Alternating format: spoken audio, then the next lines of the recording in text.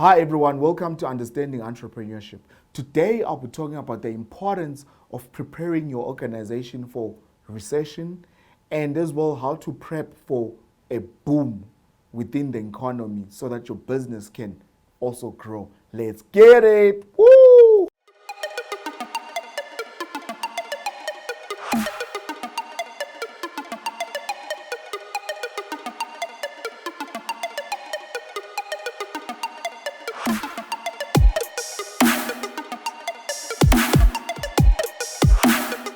Recession, guys, whenever we hear the word recession, disaster.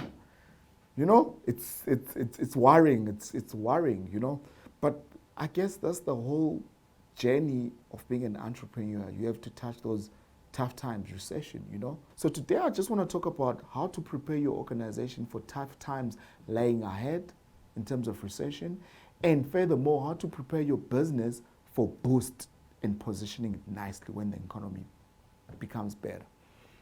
There's this misconception, that entrepreneurship, it's easy. Yeah, it's not easy, it's tough, but it's doable, And I always say to my colleagues, I'm a sportsman, because entrepreneurship, 80% it's psychology, 20% is actually doing the work.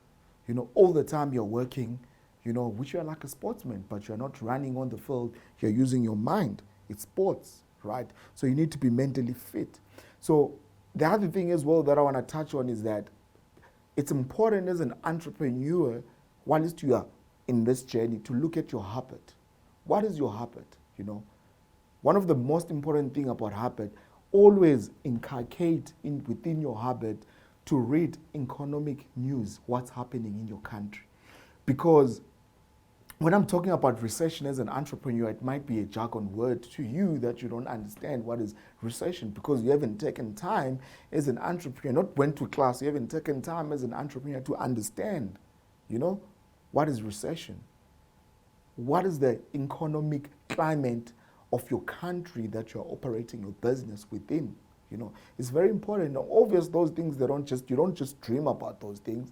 You need to learn about those things. You need to read the newspaper, the right newspapers, that talk about the economic structure or the economic climate of your country, so that you know when is recession coming.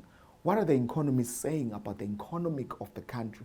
And as well, understanding that as countries, we are interlinked.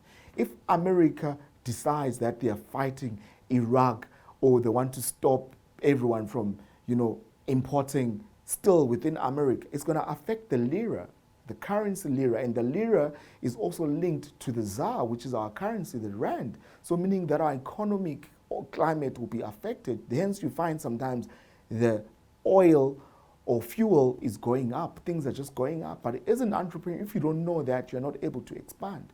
So being an entrepreneur, there's more being an entrepreneur than just selling your product. You need to know, the economic of your country, so that you can make the right decision. You can prep yourself, and you can involve the right people within your organization and your accountants to help you with this. So that's number one. So the other thing is, how do you prep then for recession? Quite simple. If you are aware of the economic climate of your country and the past history, they say history repeats itself, fact. If you look at 10 years back, how much were we buying bread? How much was the taxi? And how much is the taxi now? That's relevant. And when was the last recession? When is the next recession happening? So you need to prepare yourself for those kind of things. So number one, how do you prepare your organization? Quite simple. Cut down on your cost. Look at what you're spending more as a company. There's something called idling cost. Things that you can avoid. Cost that you don't really, really need. People that you're paying as an entrepreneur that are just dead weight that you don't need in your business, It's always important to cut down on your cost. Operate effectively, cost effectively, without stretching your cost. Because when you stretch your cost and the recession kicks in, you look at us in the media industry. If the economic climate of our country is not favorable or is bad, we're the first people that are cut off. Why? Because organizations or people, they can survive without media. They need food. They can't survive without food. They can't survive without toiletries. You know, they can't survive without the need. So media becomes a want, you know. So it's very important to scale down on your cost, number one. Very, very important. Barter, exchange skills with other entrepreneurs. If you need a director and you don't have a director within your company, or you have a creative director within your company, but that person is not currently busy, you know, you can always rent him out to other creatives so that the business brings inflow, cash within the organization. If you don't have a creative director, you can always, you know, get a freelancer when you have a project. Get an editor when you have a project. Why? Because you're looking at the future. You're trying to cut cost. You can bring in these people when there is projects, you know. And you as well as an entrepreneur, sometimes we easily to blame other people, but problems, they only start from the leaders. Look at yourself. What is your habit as an entrepreneur? When you wake up in the morning, do you pass by Starbucks? How many times in a month do you pass by Starbucks? If Starbucks is 27 Rand, in 10 days, that's 270. In 20 days, there's 540 that you have spent. That 540, you could have used that 540 on ads on Instagram to boost your business so that you can do targeting on Facebook. You can do boosting on LinkedIn so that the people can know about you. You know, you need to do a self-audit and cut down unnecessary lifestyle.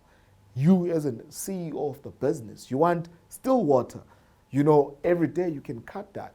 You know, it's very important to cut your costs.